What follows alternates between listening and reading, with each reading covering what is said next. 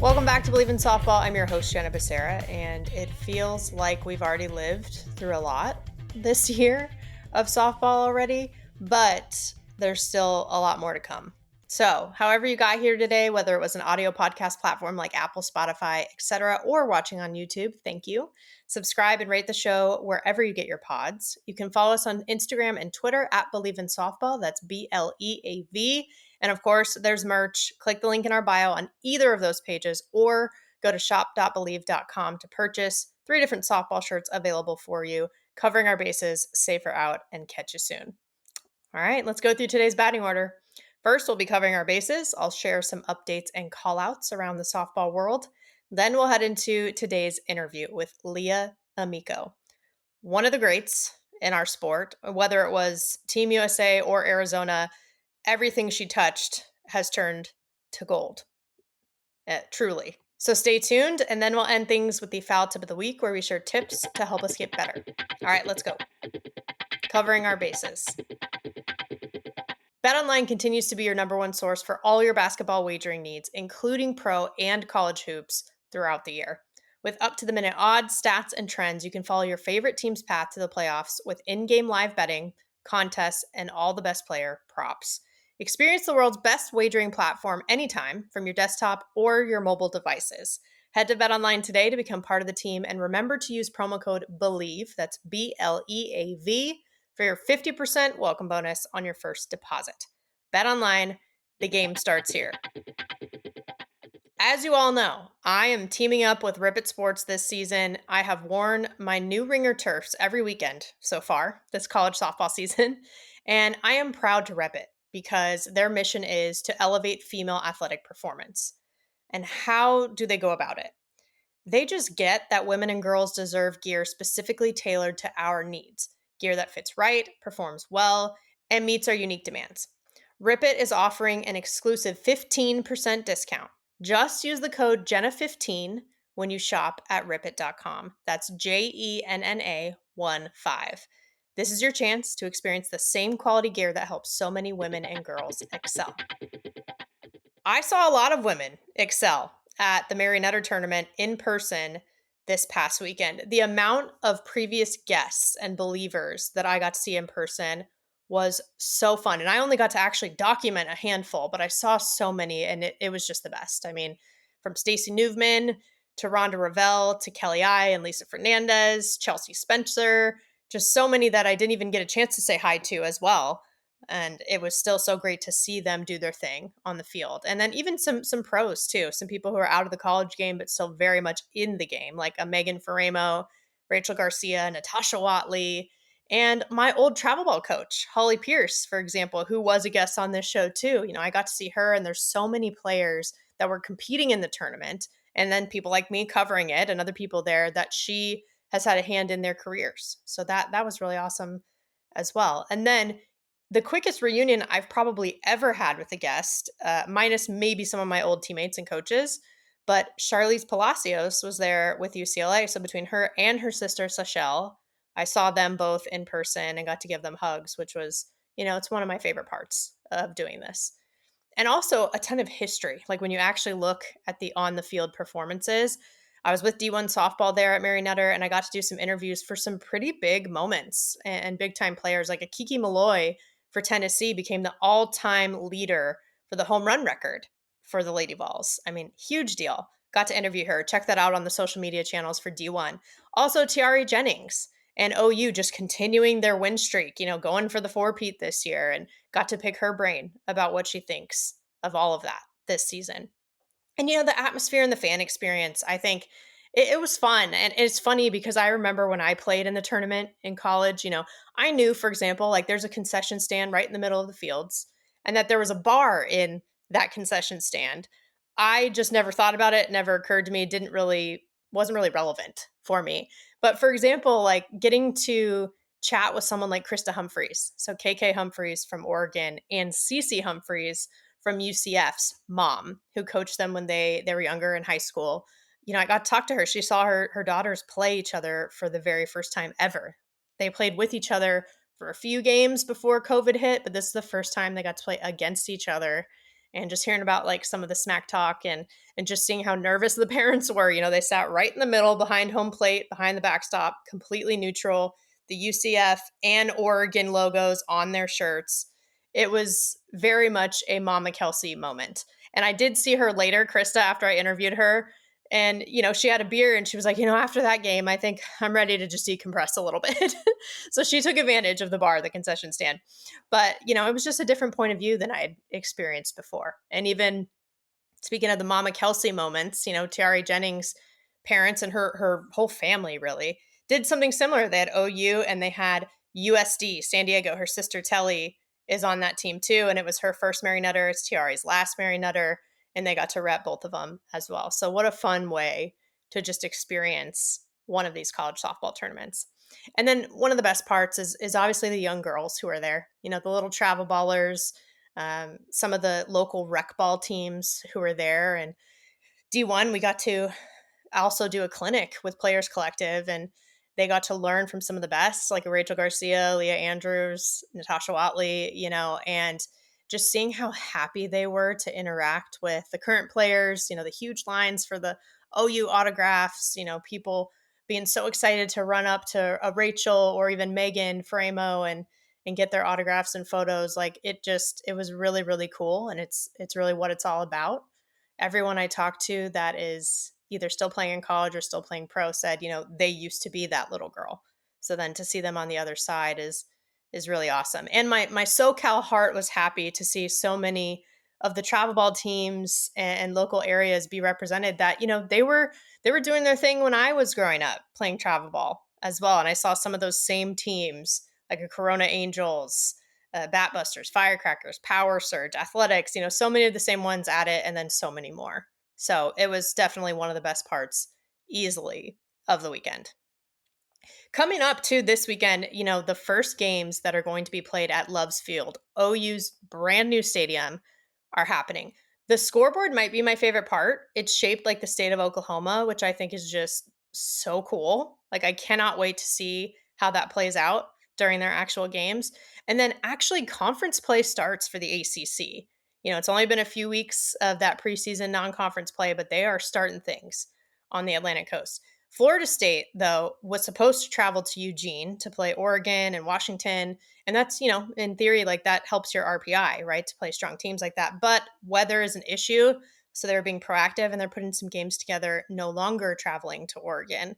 And I've actually been kind of impressed with that so far this year, meaning some programs and coaches, they just want to play and putting things together. Like after Clearwater got rained out, Tim Walton and Kenny Gajewski put together a midweek game between OSU and Florida in a matter of like 24 hours. And they were able to get in some innings and some reps. So I think that's awesome. Judy Garman is also another big one, big preseason tournament coming up at Cal State Fullerton.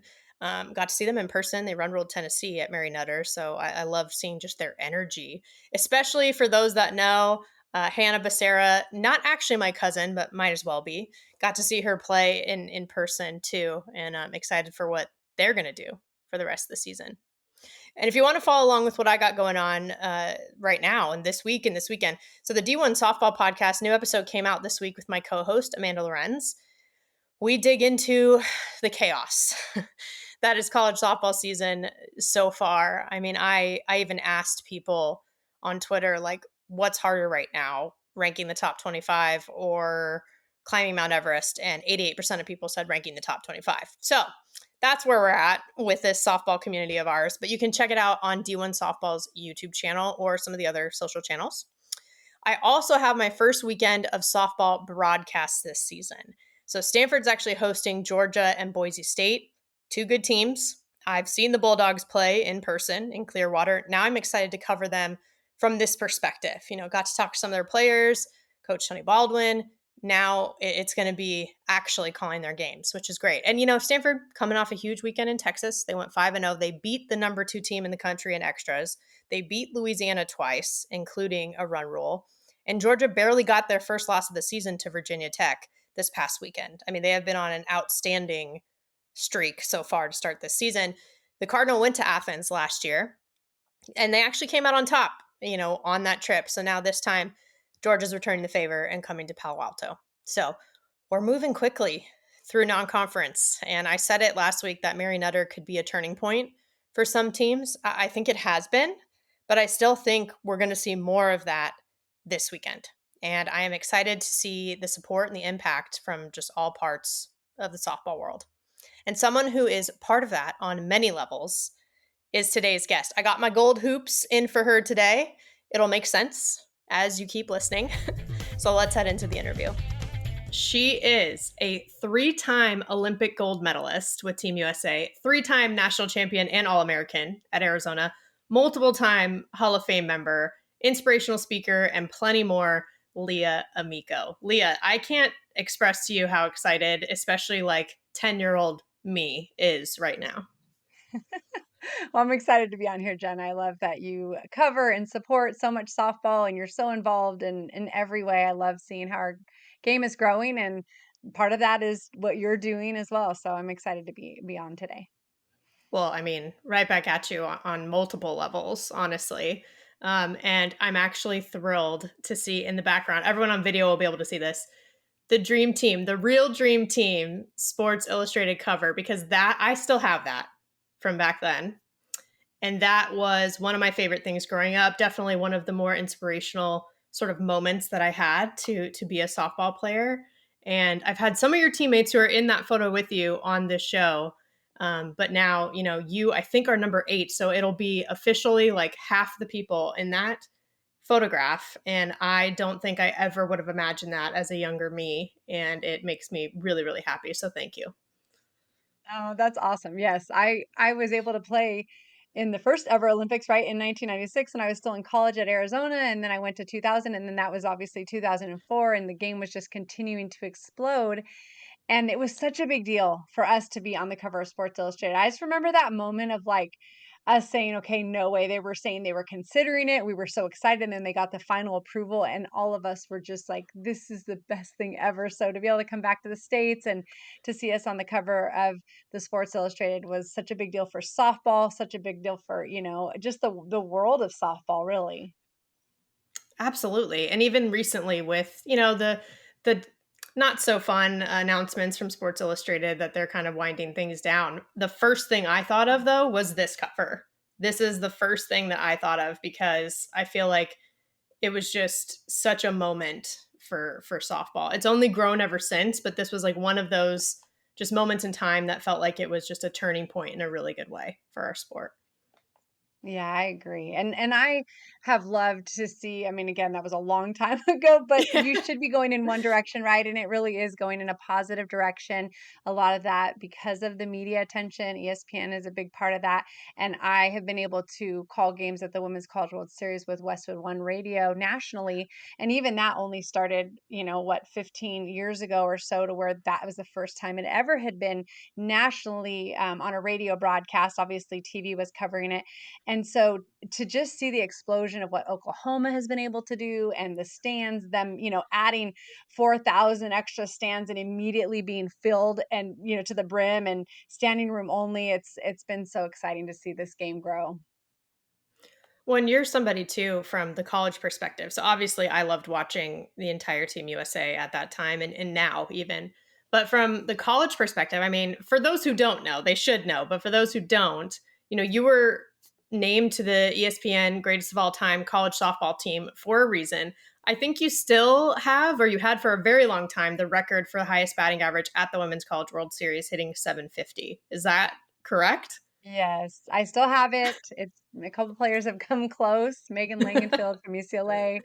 And, I thought maybe Jocelyn would be the one that would break it. Somehow it's still standing. Every year I'm like, okay, is this the year? Because the hitters are just so phenomenal. But yes, I was fortunate to be in 3 national championship, on national championship teams. And then my other year we got second place. So it was truly like, that's what got me my start. And I can't thank the sport enough, the coaches I had, the teammates I played with. I mean, the ride and the experience it's given me throughout my entire life has been beyond what I ever would have expected. That's such a long-standing record. Not to age either of us, to be honest, but like 30 It's a long. years of holding that kind of record with how much the sport has grown, like that's a big deal. That's a big deal. And not even that you're in it for the records, right? But just it just is a good example of like some of the impact that you've had on the sport. Yeah, and it's fun because I love to, I mean, every year, right? There's the superstar athletes, the standout players, the ones that have the big name. And I played with all those athletes during my years. I played with the, nation leading home run hitters, Laura Espinoza, Jenny Dalton, Leah Bratz, like during those years. And the best pitchers, Susie Parra, Nancy Evans. I played with the fastest hitters in the game, Amy Chelvold, Allison Johnson. I mean, they were setting all these new records when I was playing with them for their speed and their batting average and their home runs. And so Yeah. like to get some little part in that was fun for me because for whatever reason at the Women's College World Series, I didn't even know until years ago I had gotten a record book from the Women's College World Series alone and I had no clue and I opened it up and 3 out of my 4 Women's College World Series, I led with batting average. The other 2 were like 560 and 5 something and then 750 and so I was like, "What? Like this is absolute news to me?" And so it was fun to like see it in paper because I would have never had any idea. I just knew how much it meant for me to like help my team win. 'Cause that's all I wanted to do. That is hysterical that that's how you found out. Although, I'm noticing more and more with these conversations, a lot of times when great players have some sort of accomplishment like that, that's a big deal. They're not really paying attention to it, like because they're just in the moment, one pitch at a time. Like the reason they're successful is having that kind of mindset that you're talking about. So it's just so interesting. Yeah, and it's funny, I look back to, like, when I played, and I'll never forget the emotions I would have. They always have the All-American banquet right before the tournament starts, and it's so funny how my mind was wired, like, Candrea and back in the day, we didn't have all the social media, thank goodness, I'm telling you, I'm so glad, but Candrea would always be like, "Don't read the newspapers," that's how long ago I played. He'd be like, "Don't read the newspapers."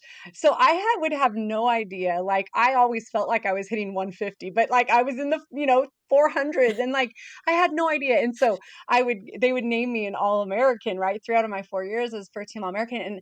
And I remember like being like, okay, I'm gonna go prove it this week. I'm gonna prove that I deserve this award. So maybe I should have had that all the time because it always worked out in my favor. But I remember feeling that way of like, I'm gonna show them I deserve this. I mean, that again, yeah, it worked out clearly. So, hey, if it's not broke, don't fix it, like you figured something out at that point in time. And I love That's that right. for you too with Mike Candrea. I mean, how cool to have not only played for him at Arizona but also Team USA, right? And I've chatted with people who played for him at Arizona, chatted with people who played for him for Team USA, but to have both of those experiences must have been so interesting. Was there a difference really between those two, or was he kind of the same man? I was able to play for him, and I'm trying to think when it was 2002, and I got done in Arizona in '97, so there was, that 5-year period where, I had that break and was playing with Team USA, and no, I think it was very similar. I was actually so excited when he was named to Team USA because I play with so many, obviously, players from all over the nation, but a lot of them had gone to UCLA. A lot of my teammates played at UCLA, okay? And so I was just very excited for them, a lot of them to have a chance to play for Candrea. Obviously, with that last team that I played for, Jenny Finch had played for him, and Lovey Jung, and then Nicole Giordano was one of our alternates, and she had played for him. So a couple of them had played for him. But I think for me, I was just excited for some of these other athletes who, had never played for him before to play for him on Team USA. And one of the things that I think about is when I was an athlete, I remember thinking, like, because I feel like I can reach my full potential under his leadership and his styles, I would want to emulate everything that he does that I feel like brings out the best in me. Like, I feel like he comes in and he is not a cookie cutter. Every single person has to do the same thing. He says, "What is your strength? Let's work with that. He knew me well enough to be like, Leah, that's not how you hit. Why are you trying to do that? He would never let you get too high or too low. He constantly had a pulse on where you were at. His expectation was through the roof, but he had that of himself. Every day he set the standard. I'm actually writing a book called The Gold Standard and 14 Ways to Live a Life of Excellence. And honestly, a lot of the book is built around the way he did things and some stories involving him because it taught me as this young athlete who wanted to just be my very best. And I know that translates into every aspect of life and it bleeds over.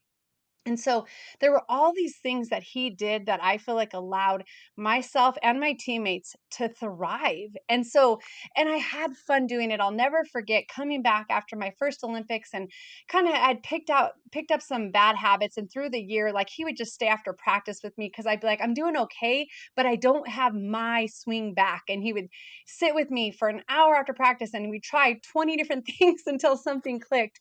And we get to the Women's College World Series and we end up winning it. And we're riding on a golf court to go to the press conference. And I turn to him and I just say, thank you for letting me love the game again. And I hear that, I'm sure, Jenna, with you being in this sport, there's a lot of young athletes that they start to lose the love for all different reasons.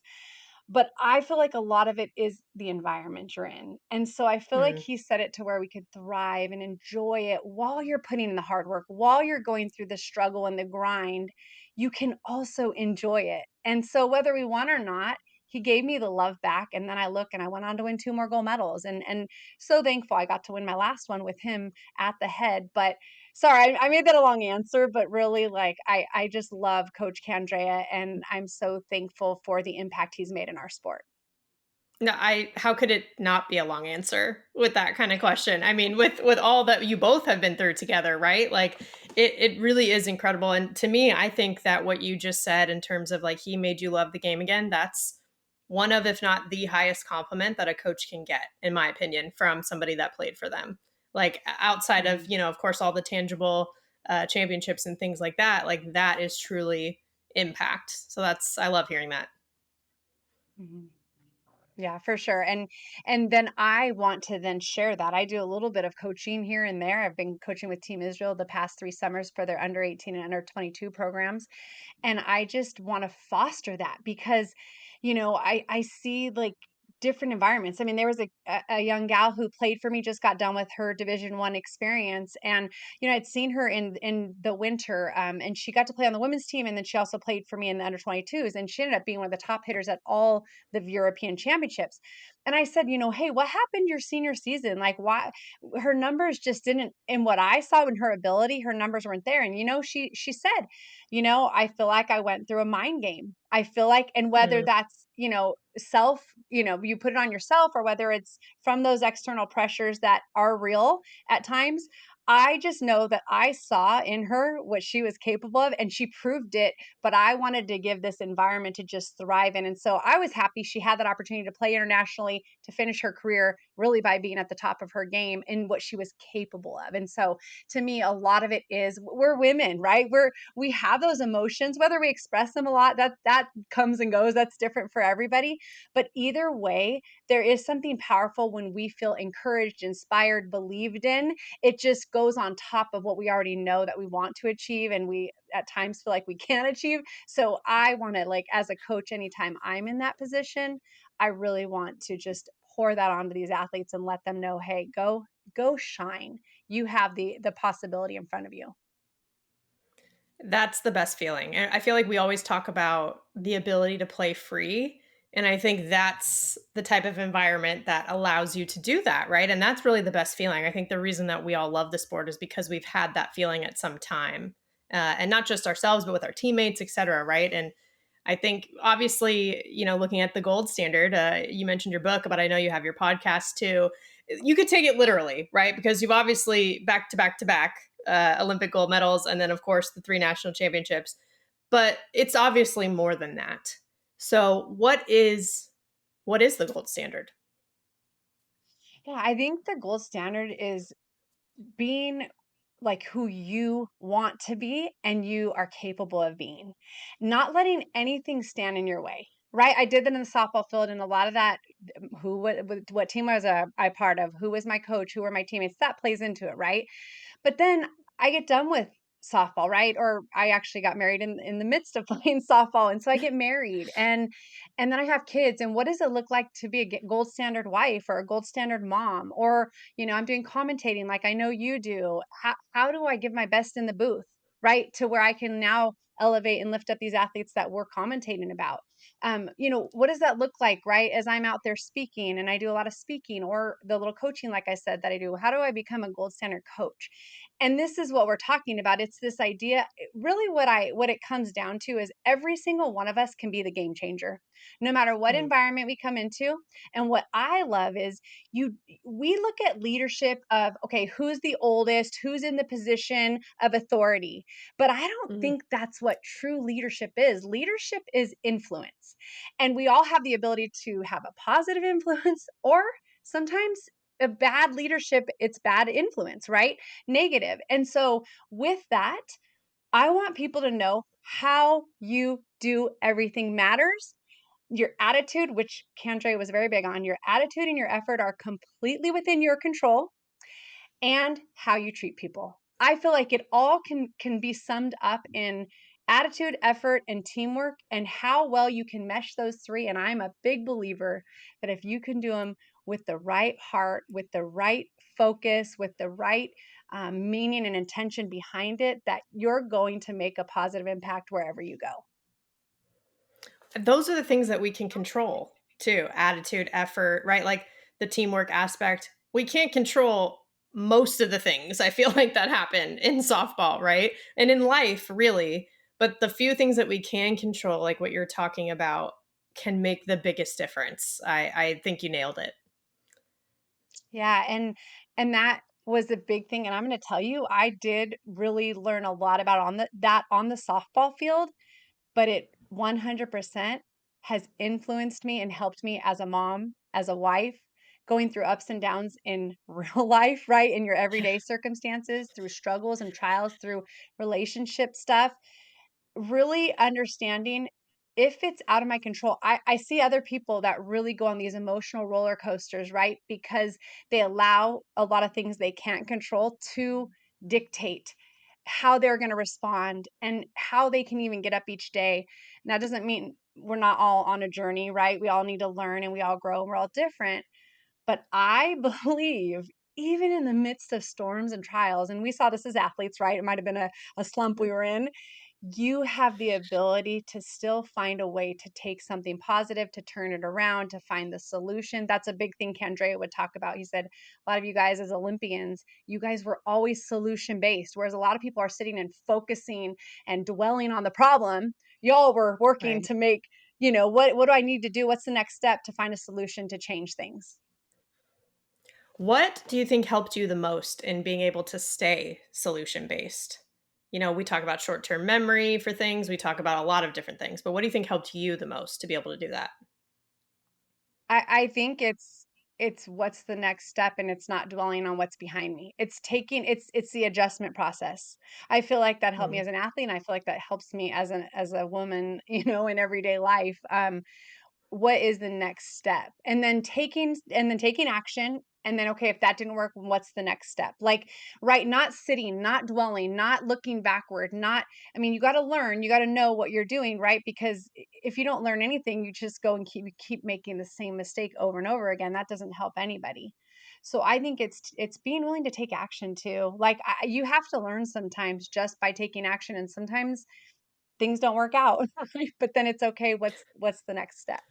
And I think a lot of people hold back.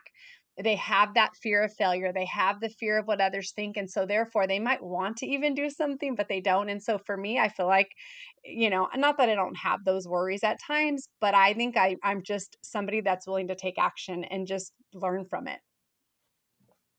It's so true because there's a difference between dreaming big and then like actually taking action towards it, right? Like I think you even said on your website talking about the gold standard and the podcast, you said if you are an ambitious person who has a big vision, but you feel like fear is holding you back, get ready for some major breakthroughs. And I feel like that's important though, because it's not always that, oh, someone's not motivated or they don't have the vision. It's like the execution part and the taking action that you're talking about that really is that difference maker. And just knowing yourself, like what happens when things aren't going well? Where do you turn? What is your tendencies and understanding? And so like for me, like I'll give myself a moment, I'll make a couple phone calls, I'll pray about it because my faith is really big to me. But then, like, the next day, it's like, "All right, let's go." So I'll give myself that moment, and I know myself, like, I know, like, "Okay, it's okay, I'm having this moment, I know where I can turn, some outlets," and then it's like, "Okay, my mind shift is gonna happen tomorrow." Like, I won't stay there too long, and so but again, I think it's that willingness to take that risk. I mean, I look and people will say to me, Leah, because like, we would go out and we'd feed these homeless. Someone was doing it, and I was like, can't we do that too? And so next thing you know, 10 years, we were out on the streets feeding these homeless, and people are like, they're too scared to even show up. And I'm like, but if you came, you probably wouldn't be that scared. Like, and then an orphanage in Mexico, and I'm like taking my little ones with me, and I don't know, sometimes maybe I think everything's just gonna be great, but, like, I just am willing to go and then learn sometimes. I mean, I try to be smart and wise, but my point is I people will say to me sometimes like, "Oh, I wish I could be more like that." And I'm like, "No, you could. You could. It's just some choices, you would have to make." And so, it's fun. I've had friends that have, confided in me or asked me, and I try to pull them out of their shells a little bit and try to bring them along, just to just show them, like, it's good to get out of your comfort zone. Mm, yeah, that distinction that you just said is really important too. I wish I could be more like that, and it's like, but what's stopping you from being more like that, you know? And I, as an analyzer, I am someone who is very like analytical in that way. I've worked really hard on trying to just do things a little bit more, like you're saying, like just take the action and learn by doing versus like over analyzing everything. But I think those are the little things that, it's a lifelong process too. Like, I was working on it as a player, still working on it now, right? Like in the other things that I do. So I very much appreciate it. No, it definitely is, and I think we all are wired a little differently, and then some of it also are like, what are the opportunities that present themselves with?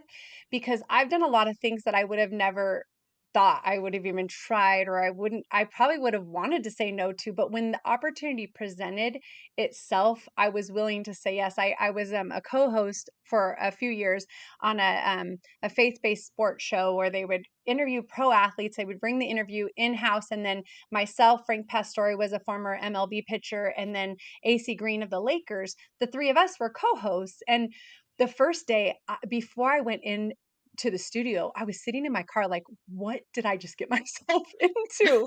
Like, I don't know what I'm doing. Like, why did I say yes to this?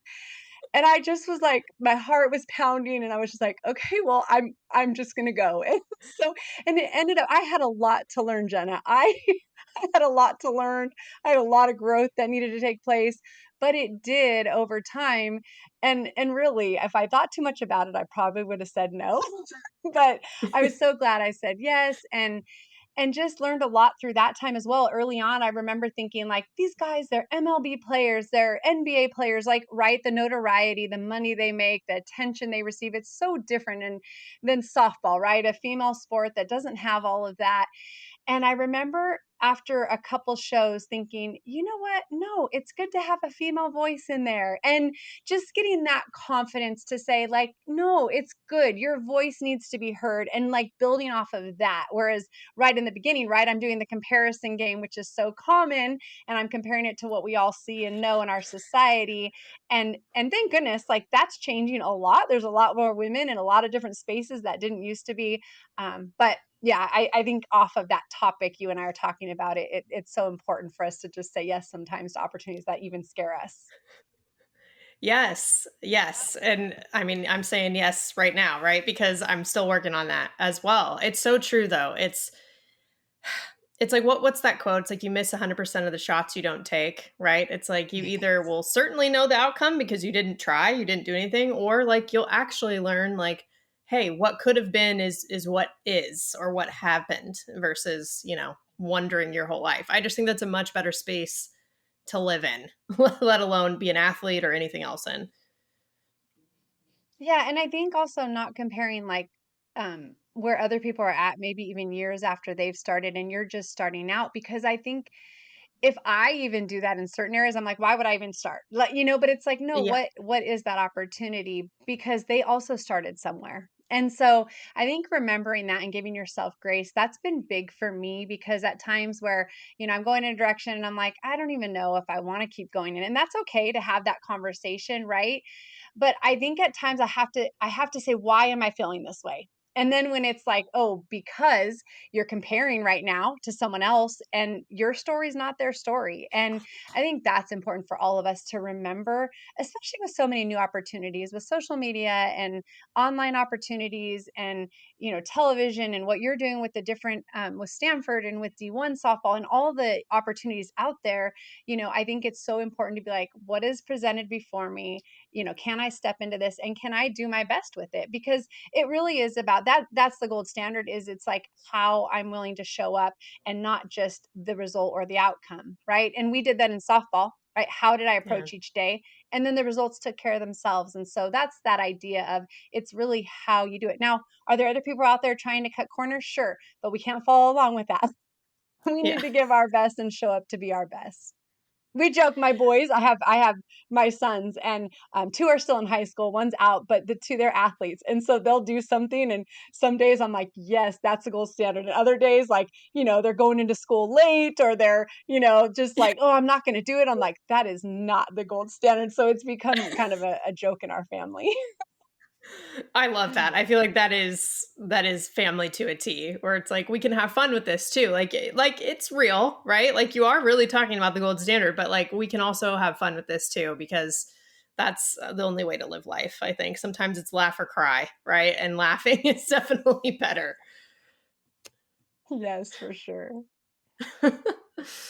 But I've noticed too that, I have a theory that I feel like anyone who has played softball or been deeply involved in it, like it never really 100% goes away. Even if they take a different career path, or move on in life, like there's some sort of tie that's still there. But for you, you have chosen a path within the game that is largely through words. Like you're a motivational speaker, you have your podcast or commentator, you have written resources that you put together. Why that format? Why does that type of communication resonate with you? It's funny. I would do the softball clinics. I think that was a natural progression, especially being an Olympian. I thought I was going to be a teacher, right? I did a couple camps at college and I didn't know what I really wanted to do after school. And I remember thinking, well, my if I have a family one day, I know that's going to be my priority. Like I knew enough to say that's my heart. So I was like, well, maybe teaching. Okay. And I did these camps and just loved working with the athletes and breaking it down. And so I didn't like think coaching right away. I thought more teaching. And so, that became that's what started me. I did some individual lessons. When I would do a camp, I remember at the end, we do all these drills and spend hours and have fun. But then I would sit and we talk to them for 15, 20 minutes, some of my Olympic teammates and myself. And I almost remember just walking away going, I think that's the most impactful part. I Mm, think these words of sharing our story, but relating it to right where they are, to getting them to be able to dream big and believe, hey, maybe there is a future for me, or I don't have to settle, or I can be great if I'll just continue to give all that I have and to surround myself with the right people. And that really captured my heart. Now, I didn't think I was capable. I played with the Stacey Newmans and the Jessica Mendozas, and I would listen to everything they'd say, and I'd be like, they're so funny and they're so smart and they're the best. I mean, they're good friends of mine. And I loved the conversations I would get into, especially with those two. And I just remember God really putting on my heart, like, you can go share too, because I was playing the comparison game a little bit and I didn't yep. feel like I had as much, right? And I just remember, like, you know what? I really do love that. And so eventually I joined Jenny Finch's camps and she had bigger crowds and bigger audiences. And she was like, hey, Leah, can you share this? Or can you talk about this?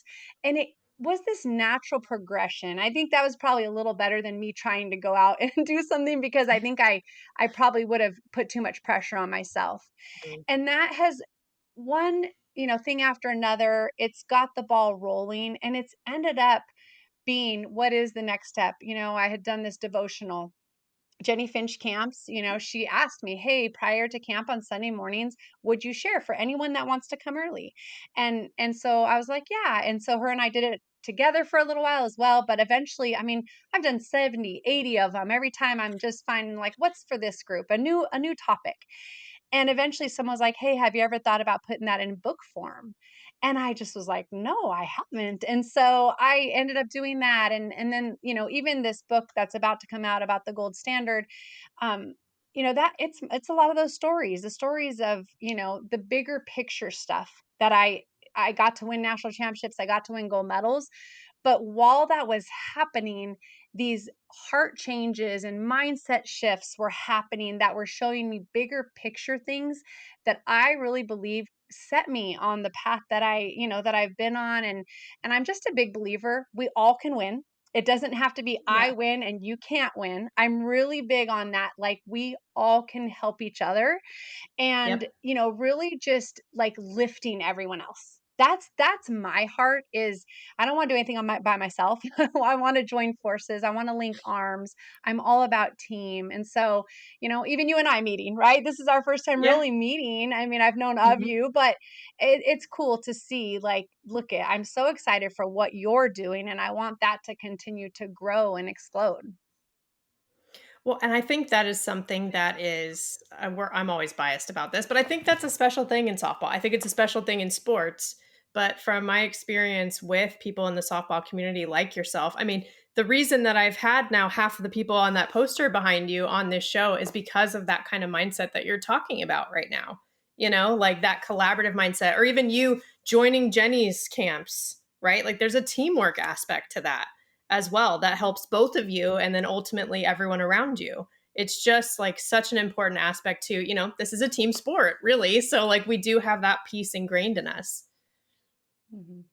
Yeah, I agree. And I've found that at times where like I've been wanting to set out to do something and it might even be like, hey, I want to speak about this. But then it's like, okay, well, who can help me do that and who can make me better. Mhm. And it's been fun the last couple years because, I actually was a homeschool mom for 13 years. It was crazy, but that was my priority. And I would do these different things alongside, but I really was home. Like that was my first priority.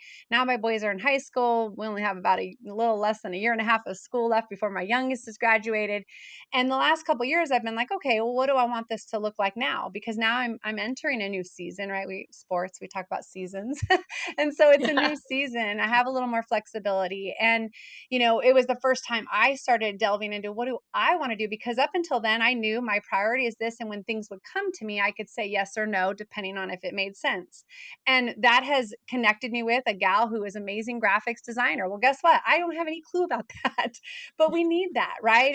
And people, who are good with marketing and people who know stuff about the book industry and you want the best team. Like I knew that's what helped us become gold medalists, right? Was all of us playing our strengths in the role that we were given and then relying on each other for them to come up big with their strengths. And so, yeah, Jenna, I agree with you. Like it's all about team and no matter what we do, even broadcasting, right? Like that's one of the things that I Yep. so appreciated. Like first of all, when I was doing analyst work, right? And I have my play by play, I'm like, how do they even remember all this? Like they are phenomenal, which is that the role you play? Are you the analyst or are you the I play-by-play? do I do both. I do both. I Okay. agree with you. When I first started, like the play-by-play people, I was like, I want to do more of that. So I have started to do that for other sports too. And you're so right. There's so much that goes into it. Okay, well, hats off to you because that could not be that's not my strength. So so that and then the people behind the camera that you never see and you never hear about in the team that's bringing it all together, and I just remember, like, what a team. Like, yeah, you have the 2 voices and every once in a while you get on camera, but honestly, the team itself, like, it takes everyone, and so I love that idea, and so to me, like, I wanna be with the best people around me, right? That are, like, heading in the right direction because that alone, that decision alone, I look back to high school, that was huge. That put me on the right path because there were a lot of kids that were not going in the right direction, and had I hung out and gotten into that environment, it could have shifted my entire future, right? And so I Mhm. think that idea of just like understanding what values you hold and what direction you want to go, and then try to position yourself, in the best way possible. What sticks out to me about all of this is how much of it is about the person way more than the athlete. Like it of course it translates, but so much of what you're talking about is really about the person and like you said what you've learned as a person and that you've taken off the field as well. And I've heard that actually about Mike Candrea specifically too, and even when he came on this show you could really tell like everyone always talks about the impact that he had on them as a person, as a woman, as an adult kind of navigating the world. And I think that, again, one of the highest compliments you can get. But I see you doing that now in all the roles that you hold too. And I think you did it as an athlete, right? But like you're doing it in all of these other ways as well, which is incredible. Yeah, that's what's been fun. Like even my originally when I first launched my podcast, I was interviewing pro and Olympic athletes that have gone on to do great things because my idea was, okay, it's these same principles that do translate. And it is who Yeah. they are as people, and then it's them, choosing those same standards that they did that helped them to get to that elite status. And so that idea was I want to hear, what is it for you?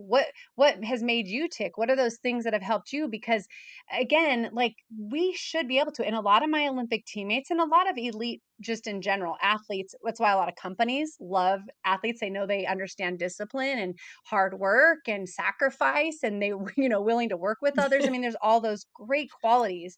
And so that idea is, how then do I take that into every environment?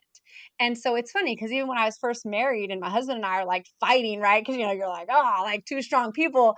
And I remember being like, I don't know if he's my best teammate. Like, we need to be a team here. Like, I remember thinking, like, well, we have kids. Like, how are we going to be as a team? And now I look back and I'm like, no, like we're opposites for a reason. God has a sense of humor, but opposites really do attract. And we both have qualities that the other is lacking, and we need to bring that together. And that has been, especially being the mom of three boys, like that's really been, needed to raise them. And so anyways, it's a team, and that's part of my book. My second chapter is about impacting the culture. And I have this idea of how, like, when I went into Arizona, like there was a culture that was set. Candrea had come in to a program that really struggled, and he immediately elevated, right? So he set that as well. But then it takes everybody involved. Everybody underneath has to have that same mentality, because if you don't buy in, you're going to either pull the team the other way, or you're going to drag people down, or you're going to not end up staying.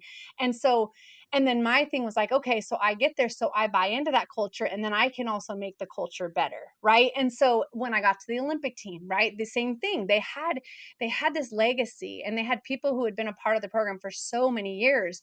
And I got in and I saw what that meant, and it aligned with, who I was as well, right? And sometimes, because sometimes honestly, you hear stories, Jenna, we know there's some programs that have really bad cultures. And usually you're hearing it from multiple different people, right?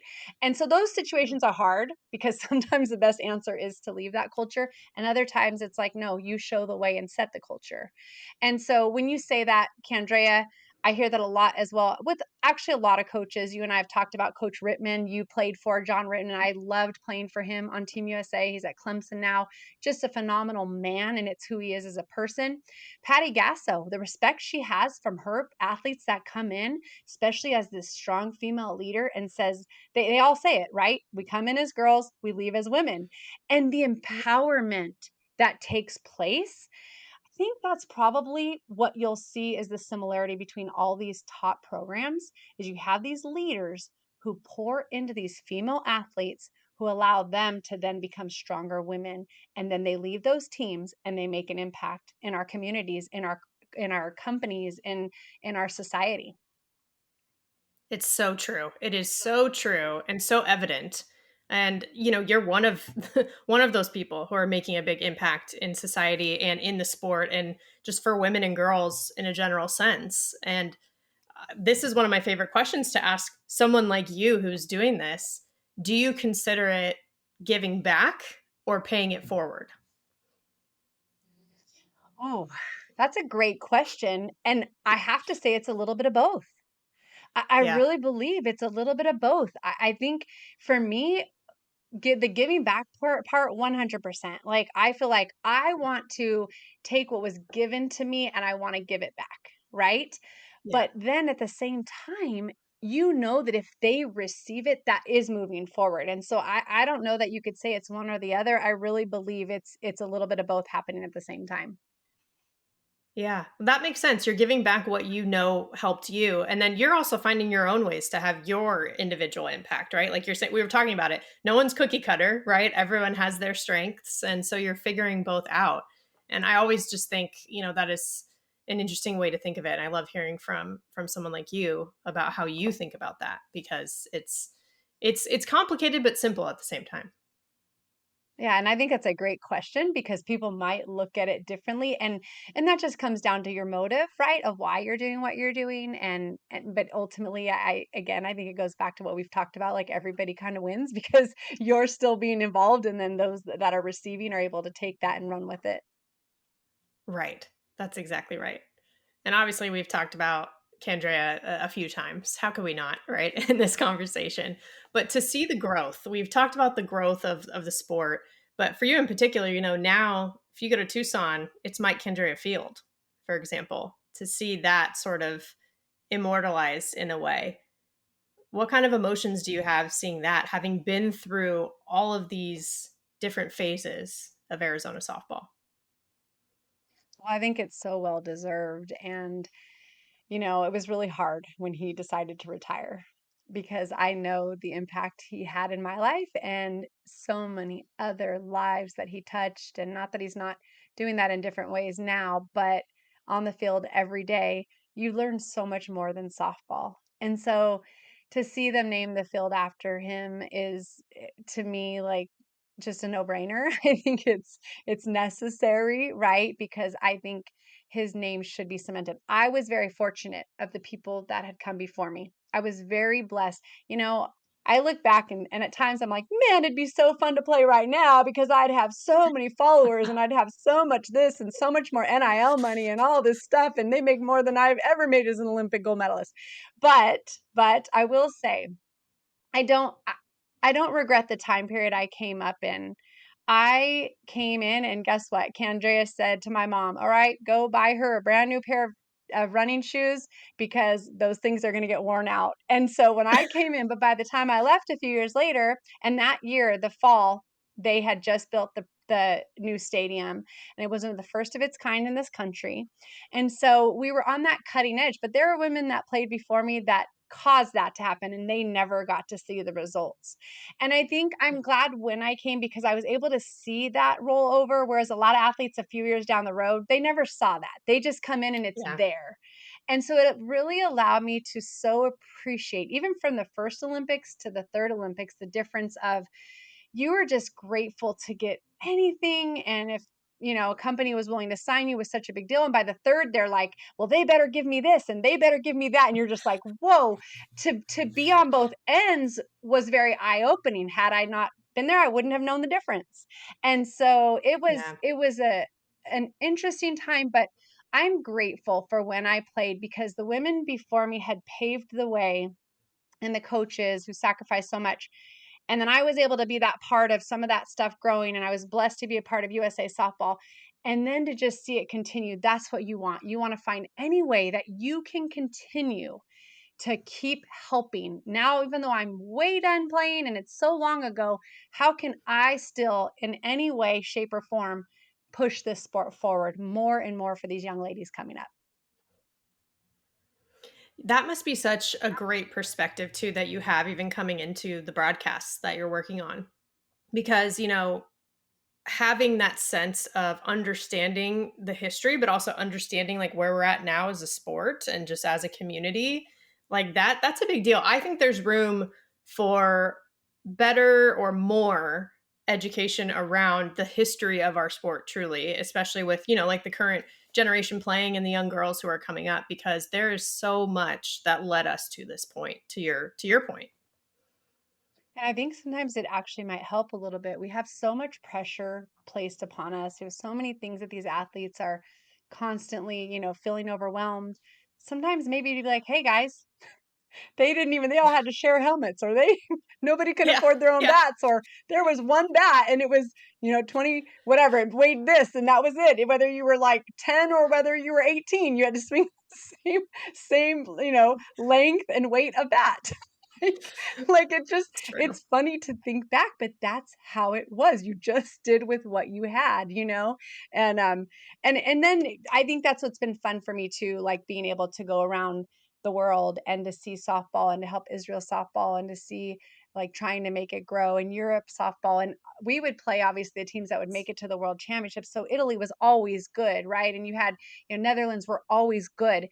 But then to now for me to get to see these Poland and Slovakia and some teams in Czech Republic who has come a long way, and to just go, wow, like, okay, worldwide, it really has changed a lot.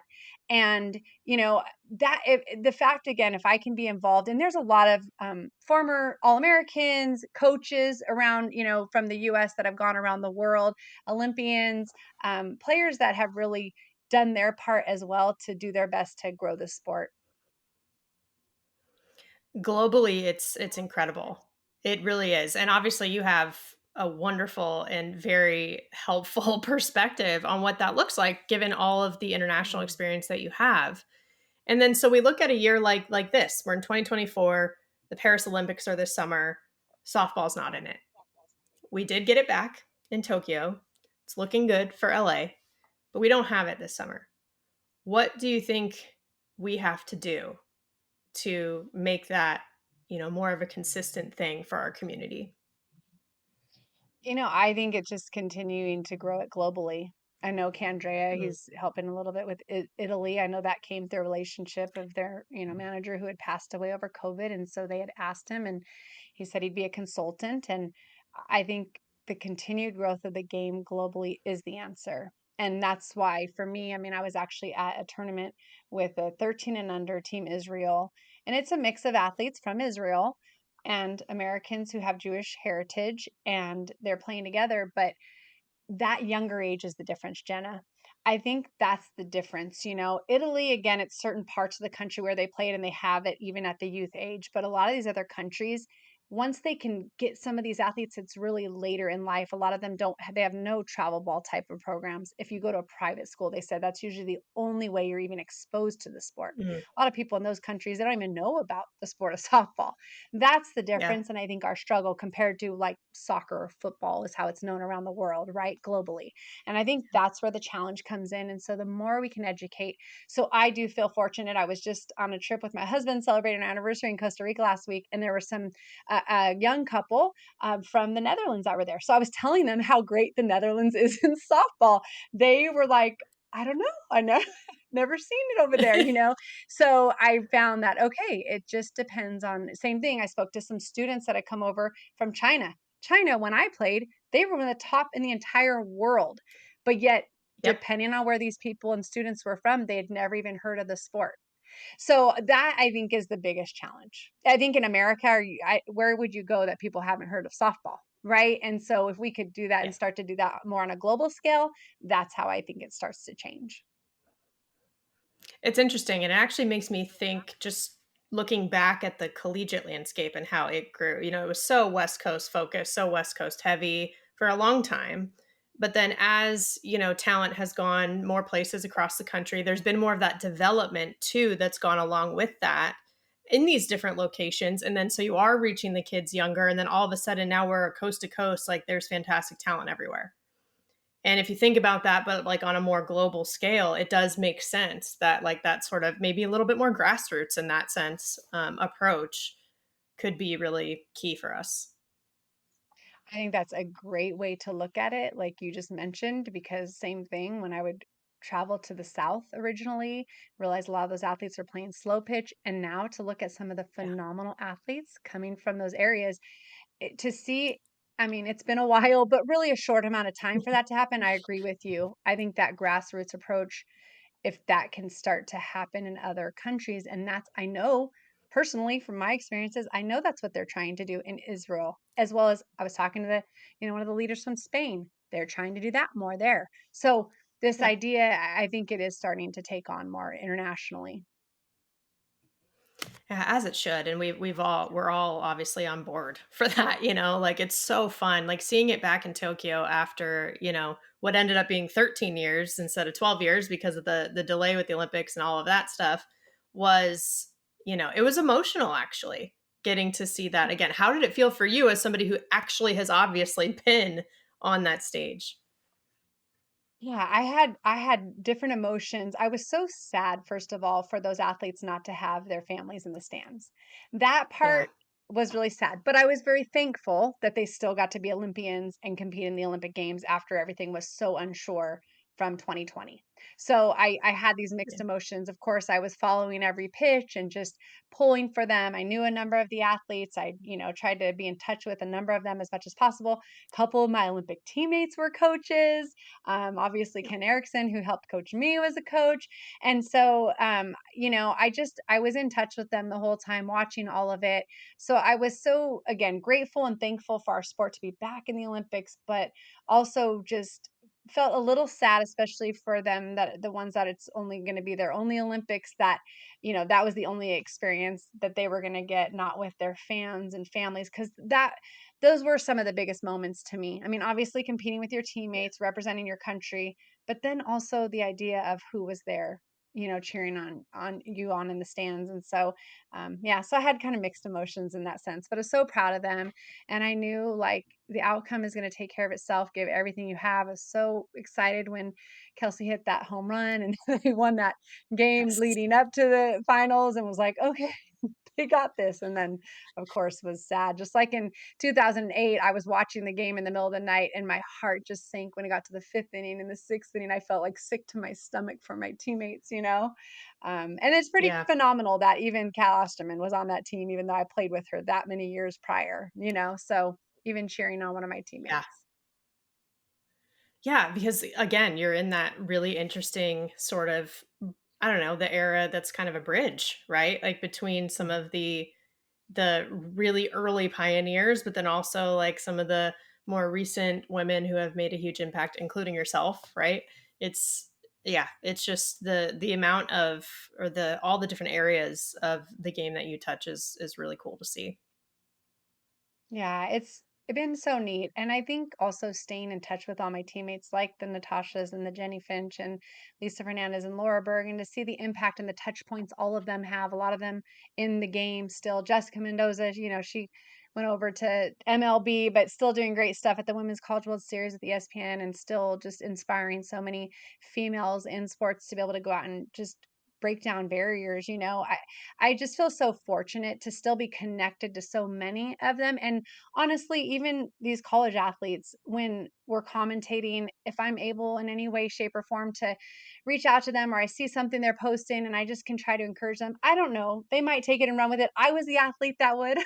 So when people like Yeah. offered me, encouragement or different things, like I really would hold on to that. So I figure, well, I'm going to give it out. And those that want to, they'll be able to keep it with them, and hopefully can just encourage them to continue just doing great things.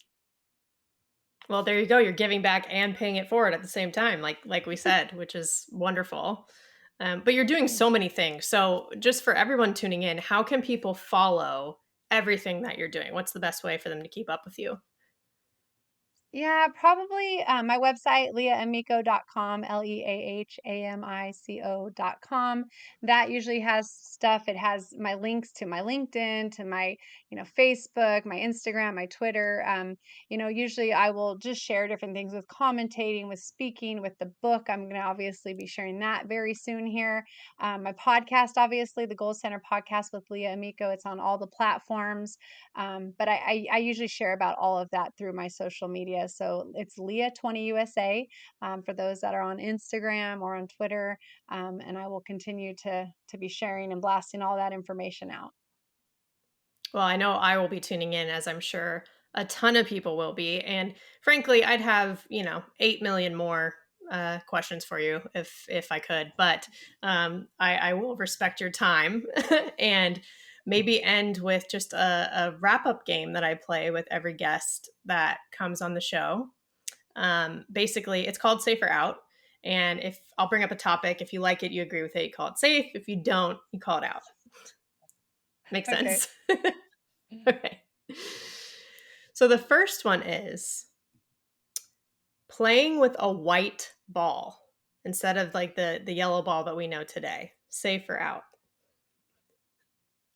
Wait, okay, wait, explain really quick. Like if I talk about it or I just say it's good or it's not No, good. like you can say safe or out, and then you can say why if you want to explain Okay. it. But Okay. just Safe.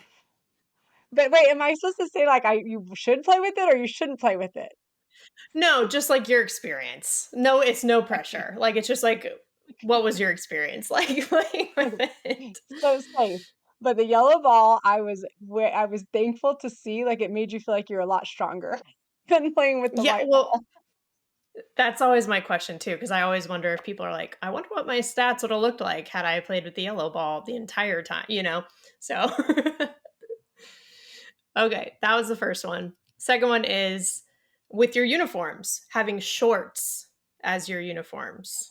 Safe or out? Safe. I thought it was the best thing because it was so hot when we played, and I get really hot easily. So I personally loved it. But I know when I was also at with Candrea, he was a big pants guy. And back in college, when everybody was playing with shorts, we were the one of the few teams that had pants when we played. So I like both. That's true. That's true. I did appreciate less tan lines with the pants. I mean, I just didn't really get any color at all, but at least it was even, I guess.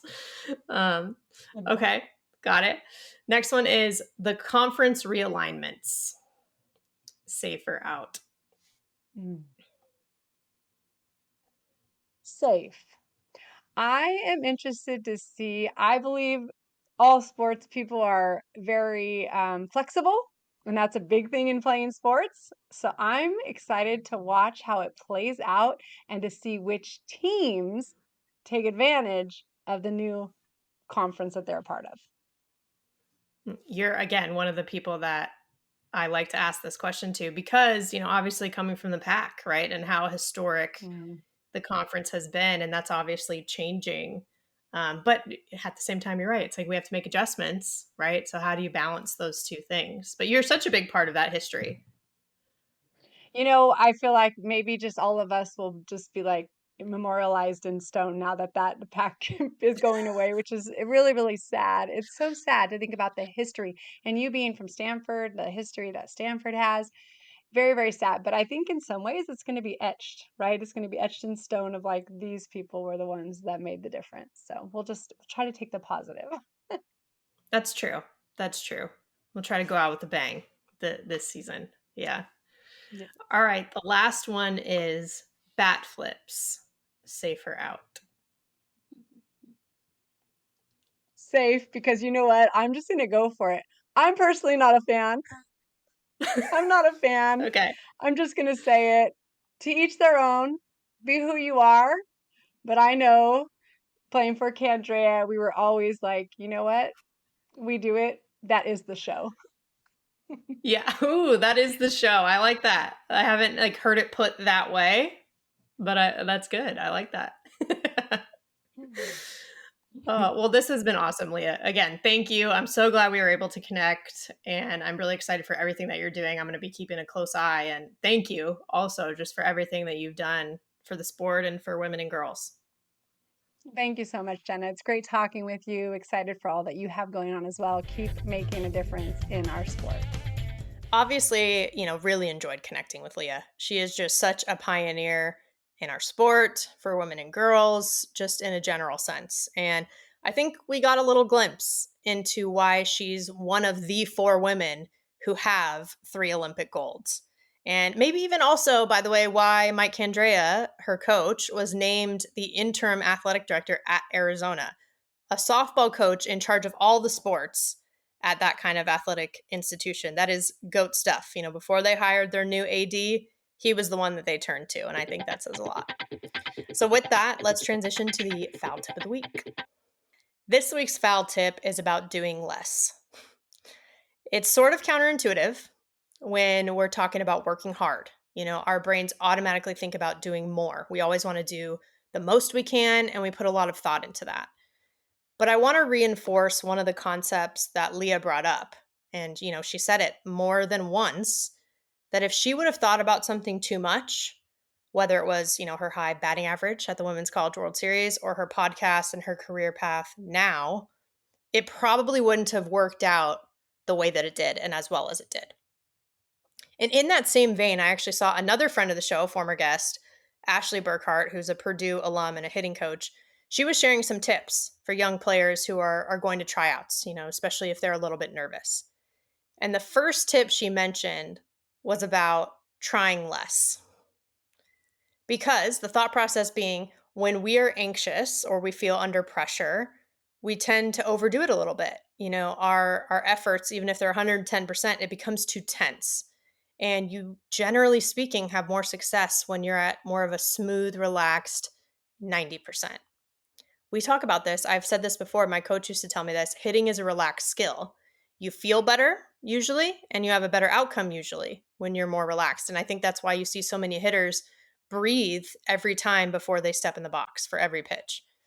And, Leah, Ashley, they're right. I think for someone like me who has anxiety, it is right on the nose. And the same goes for comparing ourselves to others. Leah talked about how doing less of that was one of the keys to success for her. So we're also comparing less. We're doing less of that type of comparing. So I think just for young ones, parents, or even anyone interested in development or just kind of the mental training piece, follow Leah on Instagram, at Leah20USA, and Ashley at Ashley B Training. I think they're both really thoughtful and they both have touched on this subject recently. So even if some things might feel counterintuitive, sometimes reframing the way that you think about it and maybe even turning it on its head, like we're doing here, sometimes that's when it clicks. So that's it. Do less. That's the foul tip of the week. You've been listening to Bleav in Softball, part of Bleav Network and presented by Bet Online. The show is available anywhere you get your podcasts, wherever you listen, including Bleav.com and YouTube too. Subscribe to the show, rate the show, and if you liked it, write a review. Follow us on Twitter and Instagram at Bleav in Softball. Again, that's BLEAV. And you can reach out to me personally on Twitter at Jenna Becerra01 and Instagram at Jenna Becerra as well. As always, thank you for tuning in and catch you soon.